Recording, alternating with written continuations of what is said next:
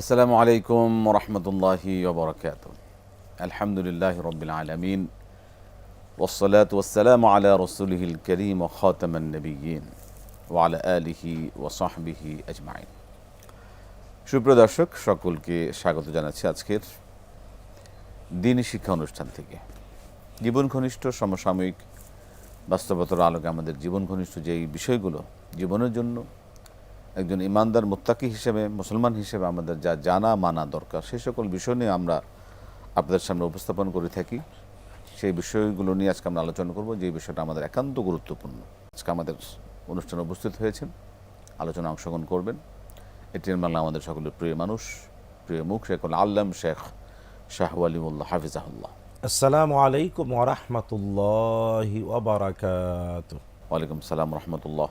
আহলান সালাম শেখ, বারাকাল্লাহু ফিক। আপনাকে স্বাগত জানাচ্ছি আজকের দ্বীনি শিক্ষা অনুষ্ঠানে।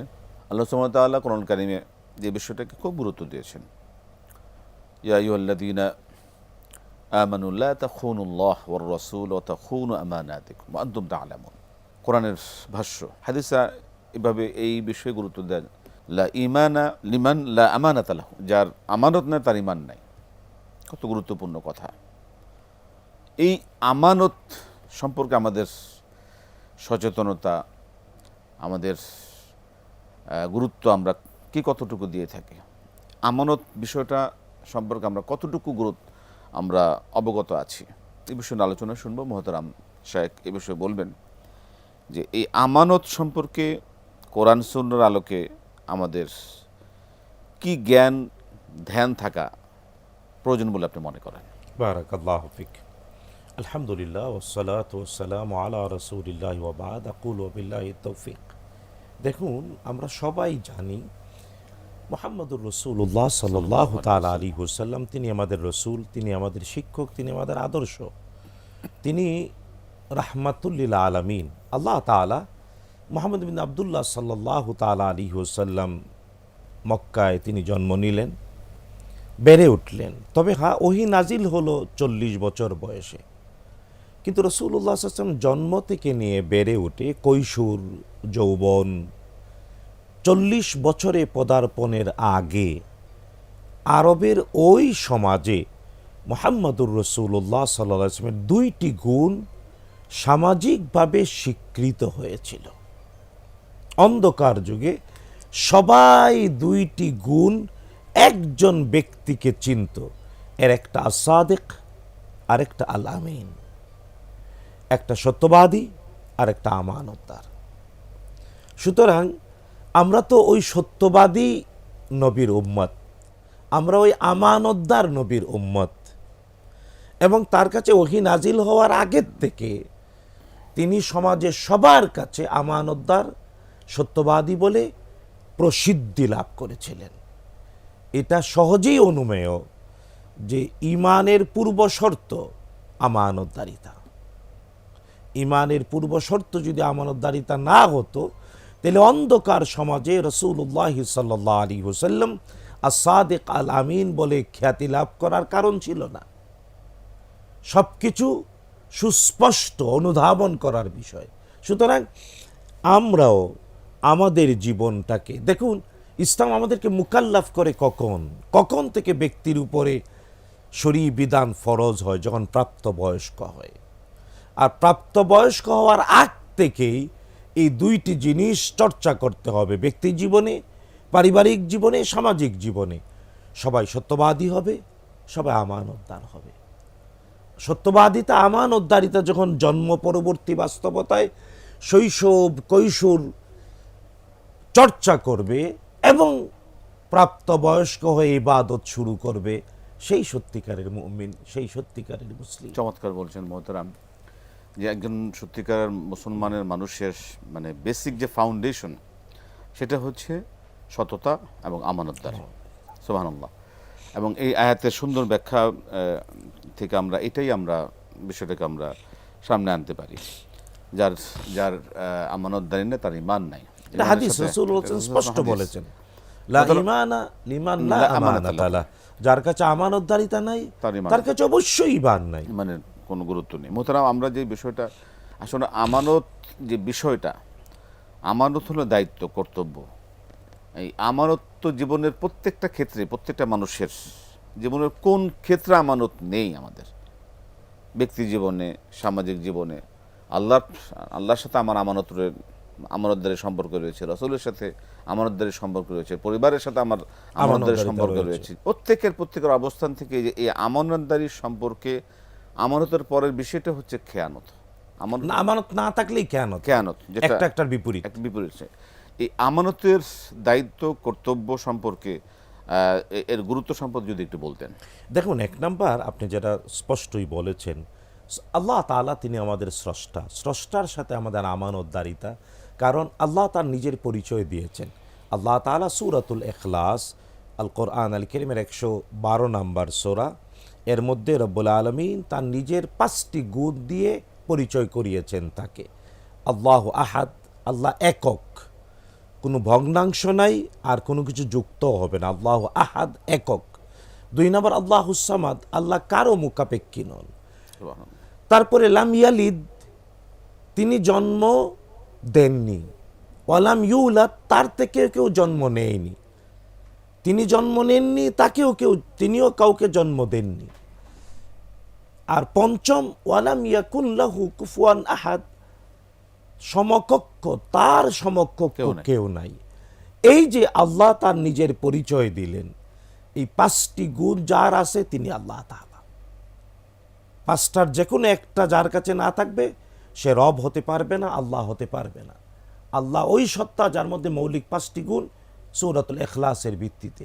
এখন আল্লাহ এই পরিচয় দিলেন, এটা আল্লাহ তাআলা স্পষ্ট করে দিলেন। সুতরাং আমি যখন আল্লাহ তাআলাকে ইলাহ বলে মানবো, রব মনে মানবো, খালেক মনে মানবো, রাজেক মনে মানবো, সবকিছু, তখন এটা আমানত নিশ্চিত করতে হয় যে আল্লাহ তাআলা তার এই সবগুলো গুণাবলীতে অবশ্যই আমি নিশ্চিত করব আমানত। যে কারণে দেখো, বান্দার প্রতি আল্লাহর পক্ষ থেকে একটা আমানত, যে তাকে এককভাবে স্বীকৃতি দেওয়া, একক, তিনি অমুখাপেক্ষী, সেটাকে মেনে নেওয়া। হ্যাঁ, তার থেকে তার কোনো সন্তান নাই, তারও কোনো মা বাবা নাই, এই বিশ্বাস তার প্রতি রাখা, এটা আল্লাহর পক্ষ থেকে বান্দার প্রতি আমানত দিয়েছেন। এবং এরপরে যে ইন্নাল্লাহ ইয়া'মুরুকুম আন তু'আদ্দুল আমানাত ইলা আহলিহা, ওই আমানত তো আছেই। এখন একটা একটা করে বলে আল্লাহ তাআলার প্রতি আমানত যে রক্ষা করে, সে যেমন ইহুদিরা আমানত ধ্বংস করেছে। তারা বলেছে ওয়াকালাতিল ইয়াহুদু উযাইর ইবনুল্লাহ, উযাইর রাদিয়াল্লাহু তাআলা আল্লাহর পুত্র বলেছে, নাউযুবিল্লাহি মিন যালিক ইহুদিরা। খ্রিস্টানরা ওয়াকালাতিন নাসারা আল মাসীহু ইবনুল্লাহ, ঈসা ইবনে মারইয়াম আলাইহিস সালামকে আল্লাহর পুত্র বলেছে, নাউযুবিল্লাহ সালিসু সালাসা বলেছে।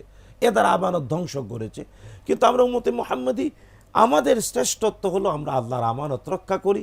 আমরা বলি লা ইলাহা ইল্লাল্লাহ, আল্লাহ বলি লা ইলাহা ইল্লাল্লাহ মুহাম্মাদুর রাসূলুল্লাহ। আমরা বলি আল্লাহু আহাদ, আল্লাহুস সামাদ, লাম ইয়ালিদ ওয়া লাম ইউলাদ ওয়া লাম ইয়াকুন লাহু কুফুয়ান আহাদ। আল্লাহর পক্ষ থেকে আমাদের বিশ্বাসের যে বিষয়গুলো, সেটা হলো আমানত আমাদের প্রতি। এবং দেখেন, আল্লাহরই আমানত যদি কেউ রক্ষা না করে, আল্লাহ কোরআনে কারীমে বলেছেন, যদি কেউ বলে আল্লাহর সন্তান আছে, আল্লাহর পরিবার আছে, আল্লাহর মা বাবা আছে, নাউযুবিল্লাহি মিন যালিক, আল্লাহ কোরআনে বলছেন তাকাদুস সামাওয়াতু ইয়াতাফাত্তারনা মিনহু ওয়া তানশাক্কুল আরদু ওয়া তাখিরুল জিবালু হাদ্দা আন দাউ লিররহমানি ওয়ালাদা। যদি কেউ বলে আল্লাহর সন্তান আছে, তাহলে আকাশ বিদীর্ণ হয়ে যেতে চায়, জমিন চৌচির হয়ে ফেটে যেতে চায়, সবাই প্রতিরোধ করতে চায়, প্রতিবাদ করতে চায়, কথাটা মিথ্যা। আল্লাহর কোনো সন্তান নাই, আল্লাহর কোনো মা বাবাও নাই। তো এই যে এটা অনেক বড় আমানত। আমরা সৃষ্টি হিসাবে আমাদের অনুভূতি প্রকাশ এক প্রকার, কিন্তু আকাশ, জমিন, চন্দ্র, সূর্য, গ্রহ, নক্ষত্র, এদেরও অনুভূতি প্রকাশ করার বাস্তবতা রয়েছে। তবে আল্লাহ তাআলা এই অনুভূতিগুলো প্রকাশ করেছেন, তারা একদিন প্রকাশ করবে, কিন্তু আল্লাহ ধৈর্য ধরার জন্যে, আল্লাহ নিজেও ধৈর্যশীল, ওদেরকেও আল্লাহ তাআলা থামিয়ে রেখেছেন। সুতরাং আমানতের খেয়ানত যখন হয়, খেয়ানত হলেই ধ্বংস শুরু হয়। এটা তো আল্লাহ তাআলা, রাসূল সাল্লাল্লাহু আলাইহি ওয়াসাল্লামের প্রতি আমানত। মোহতারাম, আমি আল্লাহর হকটা একটু শুনতে চাই, আল্লাহর আমানতটা একটু শুনতে চাই আমাদের দর্শকদের জন্য। কারণ আল্লাহ আমাদের জন্য আমানত হিসেবে আমাদের সালাত, আমাদের আকিমুস সালাহ, এটা আমাদের জন্য একটা আমানত। আল্লাহর পক্ষ থেকে বান্দার প্রতি যত আদেশ সবকটা আমানত, সবগুলি আমানত। হারামগুলি বেঁচে চলা, হারাম থেকে ফিরে থাকা, এই যে আল্লাহর পক্ষ থেকে যে হুকুম আহকামগুলো, এগুলো তো আল্লাহর পক্ষ থেকে আমাদের বান্দার প্রতি যে আমানত, সেটার খেয়ানতের কি পরিণতি হতে পারে, এবং এই বিষয়ে আল্লাহর পক্ষ থেকে আমাদের বান্দার প্রতি বা আমাদের প্রতি কি কি আমানত আমাদের রক্ষা করা উচিত বলে মনে করেন? দেখুন, খেয়ানত করলে কি পরিণতি হয়, আমানত রক্ষা করলে কি লাভ হয়, এই দুইটা জিনিস বুঝার জন্যে আদম আলাইহিস সালাম আর আজাজিল শয়তান, এই দুইজনের দিকে তাকালেই হয়। দেখুন, আজাজিল, ইবলিস, শয়তান আর রাজিম, নাউযু বিল্লাহি মিনাশ শাইতানির রাজিম, জান্নাত থেকে বিতাড়িত, আল্লাহর রহমত থেকে চূড়ান্তভাবে প্রত্যাখ্যাত শয়তান। কেন শয়তান হলো? আল্লাহর একটা মাত্র আদেশ রক্ষা করলো না, আল্লাহর আমানত রক্ষা করে নাই, খেয়ানত করেছে। করেছে। অপরদিকে আদম আলাইহিস সালাম, তিনি পা ফসকে গিয়েছিলেন, শয়তান তাকে পদস্খলিত করেছে, ফাআযাল্লাহুমা শাইতান, কোরআন কারীমের আয়াত। কিন্তু আদম আলাইহিস সালাম তারই আমানত রক্ষায় পদস্খলন মুহূর্তেই তওবা করে শুধরে নিয়েছেন। ফাতালাক্কা আদম মির রাব্বিহি কালিমাত, আল্লাহর পক্ষ থেকে তওবার বাক্য শিখলেন, আর সাথে সাথে আমাদের মা বাবা দুইজনে বললেন, রব্বানা যালামনা আনফুসানা ওয়া ইল্লাম তাগফির লানা ওয়া তারহামনা লানাকুনান্না মিনাল খাসিরিন। আল্লাহ তাদের ক্ষমা করে দিলেন, বাবাকে নবী করে দুনিয়ায় পাঠালেন। এই জন্যে আমানত রক্ষা করলে যদি কখনো অসাবধানতায় পা ফসকেও যায়, তাইলে আদম আলাইহিস সালামের মতো ক্ষমা পেয়ে নিষ্পাপ হয়ে যাওয়া যায়। কিন্তু যে আমানত রক্ষা করার জন্য সচেতন থাকে না, অথবা ইচ্ছা করে খেয়ানত করে, তার পরিণতি আজাজিল, ইবলিস। নাউযুবিল্লাহ মিন যালিক। প্রিয় দর্শক, আল্লাহর বান্দা হিসেবে আমরা আল্লাহর পক্ষ থেকে আমাদের যে আমানতগুলো আল্লাহ সুবহানাহু ওয়া তাআলা আমাদের দিয়েছেন, সেই সম্পর্কে আমরা অবশ্যই সচেতন হব। আল্লাহর যে ফরজ হুকুমগুলো, এগুলো কিন্তু আল্লাহর পক্ষ থেকে আমাদের জন্য আমানত। এই ফরজ সম্পর্কে যদি অবগত না হই, খেয়ানত করি, তাহলে কিন্তু আল্লাহর সাথে আমানতের খেয়ানত আমরা করলাম, যেটার পরিণতি খুবই ভয়াবহ। আল্লাহ পাক আমাদেরকে হেফাজত করুন। আল্লাহর পরে যেই আমানতের বিশেষ আমাদের দায়িত্ব, গুরুত্বপূর্ণ বিষয়টা হচ্ছে যে নবী মুহাম্মদ রাসূলুল্লাহ সাল্লাল্লাহু আলাইহি ওয়াসাল্লামের আমাদের প্রতি যে আমানত দিয়ে গেছেন, এবং এই বিষয়ে যদি আমাদের দর্শকদের গুরুত্ব সম্পর্কে বলতেন। দেখুন, রাসূলুল্লাহ সাল্লাল্লাহু আলাইহি ওয়াসাল্লাম নিজেই আমানত আমাদের কাছে কিয়ামত পর্যন্ত। তার নবুয়ত এবং রিসালাত কিয়ামত পর্যন্ত আল্লাহ তাকে পরিচয় করিয়ে বলেছেন, খাতামান নবিয়্যিন, এটাও একটা আমাদের এই বিশ্বাসকে বিশ্বাস রাখা, নবী এবং রাসূল, এটা একটা আমানত। তারপরে কোনো নবী নাই, কোনো রাসূল নাই। তার নবুয়ত এবং রিসালাত কিয়ামত পর্যন্ত, কিয়ামতের মাঠেও তিনি নবী এবং রাসূল। আল্লাহ তাআলা তার সুপারিশ আমাদের সবার জন্য কবুল করুন, আমিন। তো রাসূলুল্লাহ সাল্লাল্লাহু আলাইহি ওয়াসাল্লামের এই আমানতটা রক্ষা করতে হবে। দেখুন, দুর্ভাগ্যজনক বাস্তবতা, রাসূলুল্লাহ সাল্লাল্লাহু আলাইহি ওয়াসাল্লামের এই আমানত খেয়ানত করেছে কাদিয়ানীরা। আল্লাহ আমাদেরকে হেফাজত করুন, ওদেরকে হেদায়েত নসিব করে দিন। ওরা রাসূলুল্লাহ সাল্লাল্লাহু আলাইহি ওয়াসাল্লাম সর্বশেষ নবী এবং রাসূল, এই খেয়ানত করেছে, রক্ষা করতে পারেনি। হ্যাঁ, রাসূলুল্লাহ সাল্লাল্লাহু আলাইহি ওয়াসাল্লামের জীবনযাপন পদ্ধতি, আপনি যে বললেন আল্লাহর ফরজ বিধান, রাসূলুল্লাহ সাল্লাল্লাহু আলাইহি ওয়াসাল্লাম নিজে আল্লাহর ফরজ বিধানগুলো নিজের জীবনে প্রতিষ্ঠিত করে কিভাবে বাস্তবায়ন করতে হবে দেখিয়ে গিয়েছে। মানে আমানত আল্লাহর পক্ষ থেকে রসুলের আমাদের জন্য আল্লাহর যে ফরজ বিধানগুলো আমাদের উপর, সেটা আল্লাহ রসুল নিজে করে দেখিয়েছে। তিনি আমাদের বাস্তব নমুনা, আদর্শ নমুনা দেখিয়ে গেছেন। সেটার মধ্যে অন্যতম হচ্ছে যে আমরা আল্লাহর পক্ষ থেকে যে বিধিবিধানগুলো যেই কিতাবের মাধ্যমে আমরা জানতে পারি, কোরআনুল কারীম, সেই কোরআনকে তিনি তার নিজের বাস্তব জীবনের সাথে একদম প্রতিষ্ঠা করে দিয়েছেন। যেখানে আমাদের মা আয়েশা রাদিয়াল্লাহু তাআলা বলেছেন, কানা খুলুকুহুল কোরআন, নবীজি ছিলেন কোরআনের বাস্তবতা, প্র্যাকটিক্যাল কোরআন। সুবহানাল্লাহ। এই জন্য রাসূলুল্লাহ সাল্লাল্লাহু আলাইহি ওয়াসাল্লাম যেভাবে ইবাদত করেছেন, যেভাবে নামাজ, নবীজি বলছেন সল্লু কামা রাআইতুমুনি উসাল্লি। নবীজি হজ করেছেন, বলেছেন খুযু আন্নী মানাসিকাকুম, আমি যেভাবে হজ করি ভাবে হজ করো। তাই প্রত্যেকটি ইবাদত যেভাবে রাসূলুল্লাহ সাল্লাল্লাহু আলাইহি ওয়াসাল্লাম করেছেন, ওইভাবে করাটার নাম আমানত। যদি কেউ ইবাদতে আমানত রক্ষা করতে না পারে, তাহলে সে বিদআত করলো। মুহতারাম, আর বিদআতের ব্যাপারে এত কঠিন কথা আল্লাহ রাসূল সাল্লাল্লাহু আলাইহি ওয়াসাল্লাম বলেছেন, নবীজি সাল্লাল্লাহু আলাইহি ওয়াসাল্লাম বলেছেন, জেনে রেখো সবচাইতে সত্য কথা আল্লাহর কথা। এবং রাসূলুল্লাহ সাল্লাল্লাহু আলাইহি ওয়াসাল্লাম তিনি যেভাবে আমাদেরকে ইবাদতের পদ্ধতি শিখেছেন, ওইভাবেই করতে হবে। ওয়া ইয়াকুম ওয়া মুহদাসাতিল উমুর, যে কোনো ব্যাপারে ইবাদতের মধ্যে সংযোজন বিযোজন থেকে সাবধান থাকো, কারণ প্রত্যেকটা নতুন সংযোজন হলো বিদআত, আর প্রত্যেকটা বিদআত হলো বিভ্রান্তি, প্রত্যেকটা বিভ্রান্তি জাহান্নামে নিয়ে যাবে। মোহতারাম, খুব চমৎকার বললেন যে আল্লাহর পক্ষ থেকে রাসূলুল্লাহ সাল্লাল্লাহু আলাইহি ওয়াসাল্লামের প্রতি যে কোরআন, সেটা তো আল্লাহর পক্ষ থেকে রাসূলের প্রতি আমানত। সেই আমানত রাসূলুল্লাহ সাল্লাল্লাহু আলাইহি ওয়াসাল্লাম আমাদের প্রতি যেভাবে দেখিয়ে গেছেন, আমাদের জন্য তিনি তো বলেই গেছেন, তলাবুল ইলমি ফারিদা আলা কুল্লি মুসলিম। আল্লাহ সুবহানাহু ওয়া তাআলা এই জ্ঞানকে কিন্তু আমাদের জন্য একটা আমানত হিসেবে দিয়েছেন, জ্ঞান অর্জন করা। জ্ঞান কেউ নিজের থেকে তৈরি করতে পারবে না। জ্ঞান আল্লাহর গুণ, ওহীর মাধ্যমে। ওহী হলো জ্ঞানের অ্যাবসলিউট মাধ্যম, আর আমরা রাসূলুল্লাহ সাল্লাল্লাহু আলাইহি ওয়াসাল্লামের কথা, কাজ, সমর্থন, গুণাবলী আর কোরআন আল কারীমের মাধ্যমেই সত্যিকারের জ্ঞান পাই। চমৎকার। একজন মুসলমান হিসেবে তার সঠিক মুসলমানিত্ব পালন করার জন্য, একজন ভালো মুসলমান হওয়ার জন্য, প্র্যাকটিসিং মুসলমান হওয়ার জন্য তার যে দুটা বেসিক, যে তার যে বেসিক ফাউন্ডেশন, সেটা হচ্ছে কোরআন এবং সুন্নাহ, যেটা আল্লাহর পক্ষ থেকে রাসূল সাল্লাল্লাহু আলাইহি ওয়াসাল্লাম এই যে আমানতের যে ধারাবাহিকতা, সেটা আমাদের পর্যন্ত এখন আমরা, এবং বিদায় হজে রাসূল এই জন্যই বলেছেন, তারাকতু ফীকুম মা ইন তামাসসাকতুম বিহিমা লান তাদিল্লু আবাদা। অন্য বর্ণনায় তারাকতু ফীকুম আমরাইন লান তাদিল্লু মা তামাসসাকতুম বিহিমা কিতাবাল্লাহি ওয়া সুন্নাতা রাসূলি। দুটি জিনিস রেখে গেলাম, কোনোদিন বিভ্রান্ত হবে না যতদিন এই দুটি জিনিস আঁকড়ে ধরে রাখবে। একটি আল্লাহর কিতাব কোরআন আল কারীম, আরেকটা তার রসুলের জীবনযাপন পদ্ধতি, পবিত্র কথা, পবিত্র কাজ, পবিত্র সমর্থন, পবিত্র গুণাবলী। এইগুলো জ্ঞান অর্জন করারও তো আমাদের জন্য আমানত। এটা আমানত, ফরজ। এটা আমাদের জন্য আমানত, এবং এটাকে সঠিক উপস্থাপন, সঠিক জ্ঞানটা খুঁজে নেওয়া, এটাও একটা আমানতের বিষয়। এবং যারা এই বিষয়ে দায়িত্ব পালন করবেন, তারাও এই বিষয়টা একটা বিরাট আমানতের বিষয়। আমি যে কোনো কথা আল্লাহর নাম বলে চালিয়ে দেওয়া, বা যে কোনো কথা রসুলের নাম বলে চালিয়ে দেওয়া, সামাজিক যে কোনো কিছুর জন্য প্রলুব্ধ হয়ে যদি আমরা এই কাজগুলি করে থাকি, সেটা তো আমানতের যে কোনো।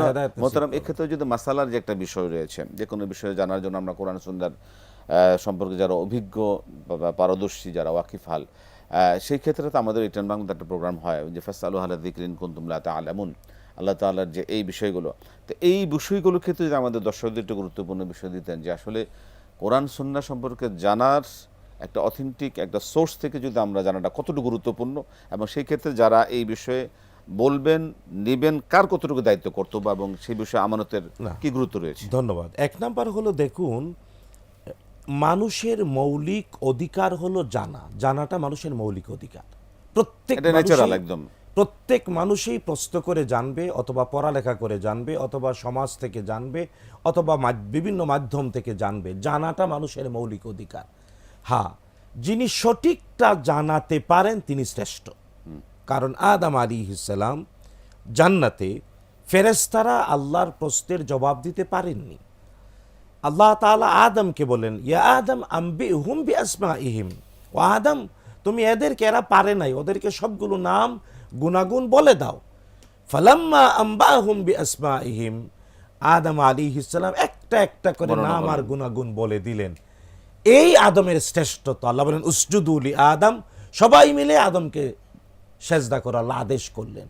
তো যিনি সত্য জানিয়ে দিতে পারে, এটা তার শ্রেষ্ঠত্ব। আশরাফুল মখলুকাত আমাদের আল্লাহ তাআলা করেছেন কারা? ওই পদবিটা, ওই লকেটটা সেই পাবে যে সঠিক যথাযথ বাস্তবতায় অন্যকে জানিয়ে দিতে পারে। এখন প্রশ্ন হলো, যিনি প্রশ্ন করবেন, জানতে চাইবেন, তার দায়িত্ব কাকে প্রশ্ন করা?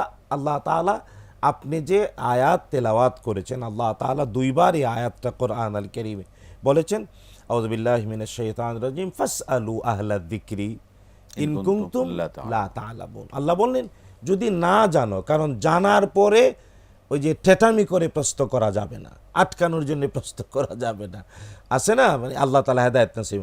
না জানলেই কেবল প্রশ্ন করবে। তবে কাকে প্রশ্ন করবে? যিনি কোরআন এবং সুন্নাহর জ্ঞান যথাযথ, আহলুল যিকির, যিকির করে যে বারবার, যিকরুন মানে কোরআন আর সুন্নাহ বারবার পঠন পাঠন চর্চায় ব্যস্ত থাকে, যে দলিল সহ জানে, তাকে প্রশ্ন করতে হবে জানার জন্যে। এখন জানবে কেন? মানার জন্যে।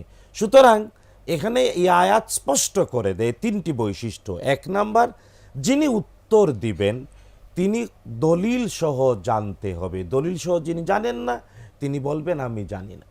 না জানাটা অপরাধ না, না জানাটাই শ্রেষ্ঠত্ব, জানাটা অতি শ্রেষ্ঠত্ব, কিন্তু ভুল উত্তর দেয়াটা ধ্বংস। সুতরাং যিনি জানেন তিনি উত্তর। ইমাম মালিককে 40টা প্রশ্ন করা হয়েছে, তিনি 38টাই বলেছেন লা আদরি লা আদরি লা আদরি, আমি জানি না জানি না। এই জন্য কি তিনি ছোট হয়ে গিয়েছেন? সুতরাং যিনি উত্তর দেবেন তাকে অবশ্যই দলিল সহ জানতে হবে। 2 নাম্বার, প্রশ্ন করতে হবে তাকেই যিনি দলিল সহ জানেন। আর তৃতীয়, জানার পরে মানতে হবে। জি মোহতারাম, যিনি উত্তর দেবেন তিনিও মানবেন, আর যিনি প্রশ্ন করে জানবেন তিনিও মানবেন।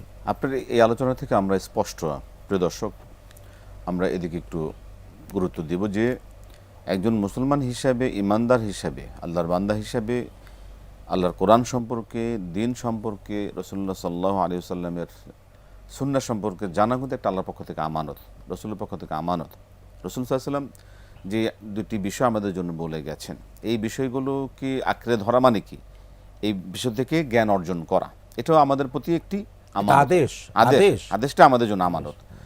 এই আমানতের আমরা কতটুকু গুরুত্ব দিচ্ছি ব্যক্তিগত জীবনে, আমাদের প্রত্যেকটি ক্ষেত্রে, প্রিয় দর্শক একটু ভেবে দেখবেন। এই বিষয়ে আমাদের অবশ্যই গুরুত্ব দেওয়া দরকার। এরপর মহতারাম আসবো আমরা আল্লাহর আমানত সম্পর্কে আমরা একটা ধারণা পেলাম, জানলাম, এবং রাসূলুল্লাহ সাল্লাল্লাহু আলাইহি ওয়াসাল্লামের আমাদের প্রতি কী আমানত রয়েছে, রাসূলুল্লাহ সাল্লাল্লাহু আলাইহি ওয়াসাল্লামের প্রতি আমাদের কী আমানত, এবং আমাদের প্রতি রাসূলুল্লাহ সাল্লাল্লাহু আলাইহি ওয়াসাল্লাম কী আমানত দিয়ে গেছেন, আমরা সেটা কতটুকু পালন করছি। কারণ এই পালন করার মধ্যেই কিন্তু আমার দুনিয়া আখিরাতের সফলতার একটি সফলতা বা বিফলতা আমার নির্ভর করছে। আল্লাহ কিন্তু সব দিয়ে গেছেন আমাদেরকে, আল্লাহ রসুল আমাদেরকে দেখিয়ে গেছেন, নিজের প্র্যাকটিক্যাল জীবন দিয়ে তিনি সেটা বাস্তবায়ন করে গেছেন। এরপরে যদি আমরা এটা খেয়ানত করি, এগুলো পালন না করাটাই হলো খেয়ানত। এই খেয়ানত করলে আমার পরিণতি কি, আজকে আলোচনা থেকে সেটা স্পষ্ট যে আমার দুনিয়া তো শেষ, আখিরাত তো শেষ। আল্লাহ তাআলা হেফাজত, আল্লাহ পাক আমাদেরকে হেফাজত করুন। আমরা অনুষ্ঠানের একদম শেষ পর্যায়ে চলে এসেছি। আরও অনেকগুলো বিষয় ছিল, মতো আমরা আরেকটি পর্বে এই বিষয় নিয়ে আলোচনা করব, যে আরও অনেক আমানতের বিষয় রয়েছে, যেমন আল্লাহর পক্ষ থেকে আল্লাহ সুবহানাহু ওয়া তাআলা রব্বুকা আল্লা তা'বুদু ইল্লা ইয়াহু ওয়া বিল ওয়ালিদাইনি ইহসানা, পিতামাতার প্রতি যে আল্লাহ সুবহানাহু ওয়া তাআলা আমাদের জন্য আমানত দিয়েছেন, তাদের প্রতি আমাদের আমানত, আমাদের প্রতি তাদের যে আমানত, এই বিষয়গুলো সম্পর্কে আরও আমাদের দর্শকদের এবং সন্তানের জন্য পিতামাতার দায়িত্ব রয়েছে, কর্তব্য রয়েছে। এই দায়িত্বগুলো আমাদের প্রতিও সন্তানের দায়িত্ব, সবকটাই আমানত। যেখানেই খেয়ানত হবে সেখানেই ধ্বংস। সেটাই।